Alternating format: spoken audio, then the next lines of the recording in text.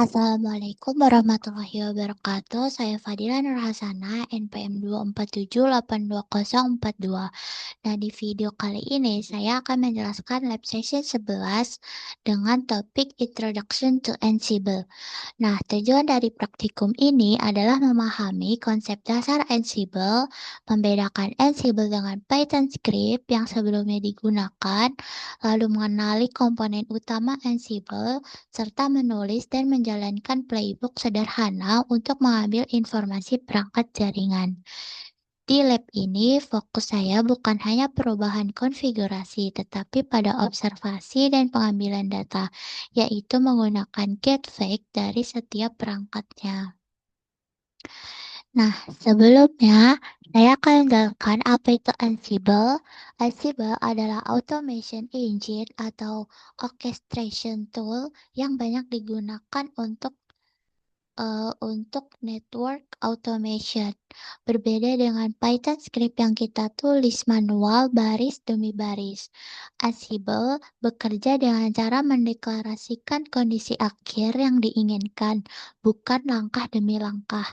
Nah, Ansible itu bersifat agentless karena menggunakan SSH.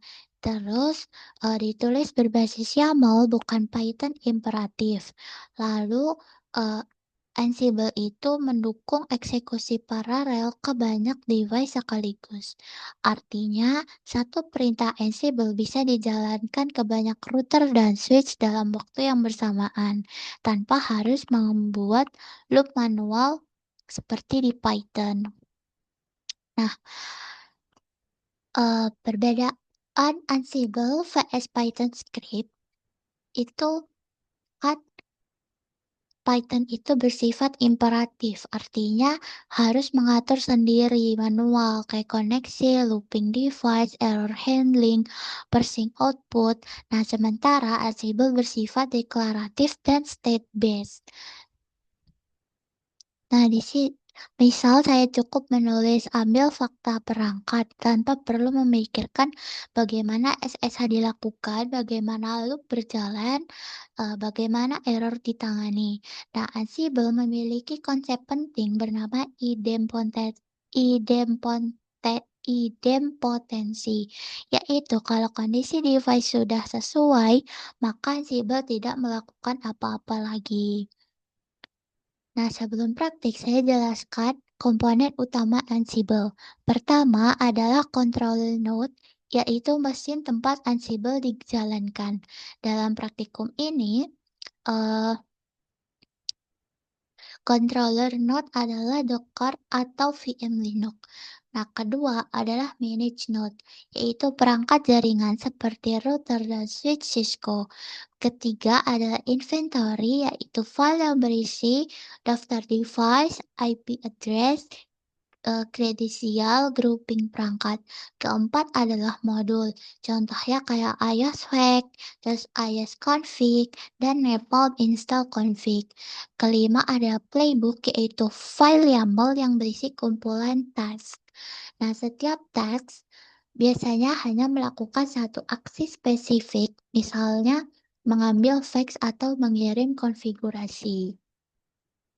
Nah, di sini sekarang masuk ke praktik pertama. Di sini saya membuka inventory YAML.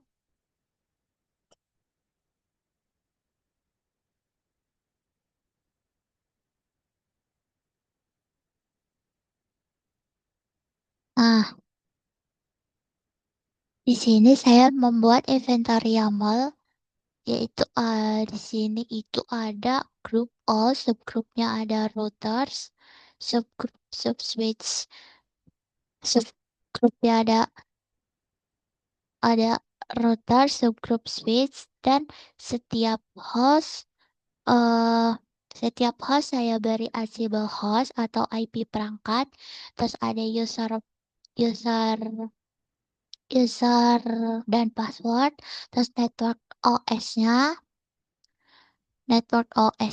dan sama ada koneksi network CLI-nya.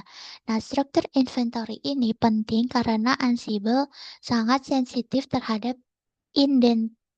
indentasi YAML. Setelah inventory selesai, saya jalankan eh saya jalankan Ansible Inventory itu, nah di sini saya jalankan itu gunanya untuk memastikan seluruh device terbaca dan tergrup secara benar. Hasilnya nanti akan terlihat bahwa semua router dan switch sudah masuk ke grup masing-masing.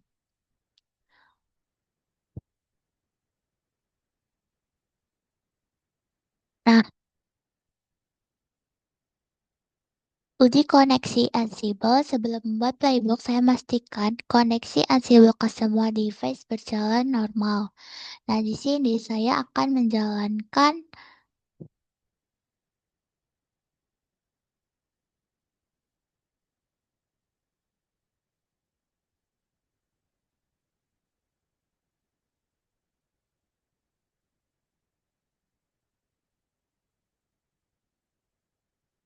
Ansible all inventory YAML emping.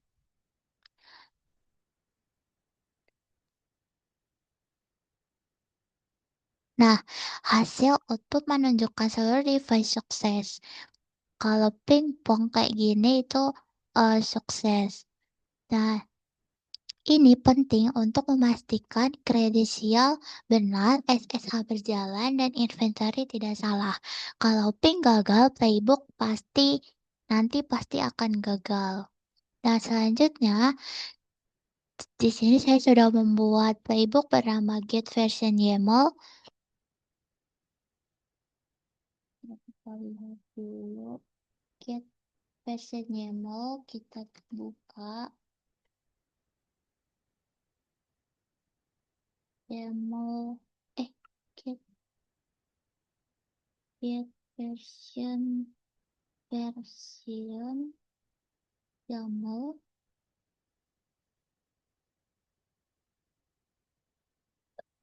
Nah, playbook ini tuh memiliki hostnya all, gather facts-nya no. Nah, di teks pertama saya menggunakan model iOSWAG. Tujuannya adalah mengambil hostname, interface, IP address, versi iOS, uptime, dan informasi lainnya. Ketika playbook nanti dijalankan, Ansible akan login ke setiap device dan mengambil data ini secara otomatis. Nah, bagian penting dari lab ini adalah menyimpan fake ke file terpisah per device. Setelah iOS dijalankan, hasilnya saya simpan menggunakan copy modul. Nah, nama filenya itu dibuat kayak ini.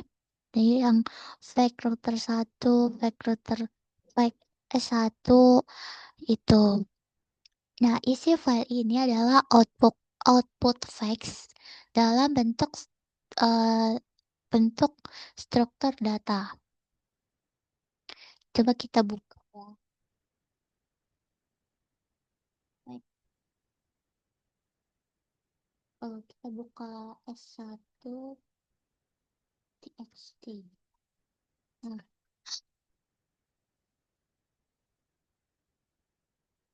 walaupun formatnya ini nggak kayak JSON, seperti JSON mentah, ini tetap valid untuk kebutuhan lab karena fake-nya disimpan, terus per device, terus filenya terpisah. Nah, lab ini tidak mewajibkan beauty JSON karena memastikan data tersimpan. Nah, setelah playbook selesai, saya masuk ke direktori kerja dan membuka salah satu file facts. Nah, di sini saya menggunakan tadi itu fake S1. Terlihat di sini ada beberapa, ada daftar interface-nya. Nih, daftar interface-nya. Ada IP address. Mana IP address?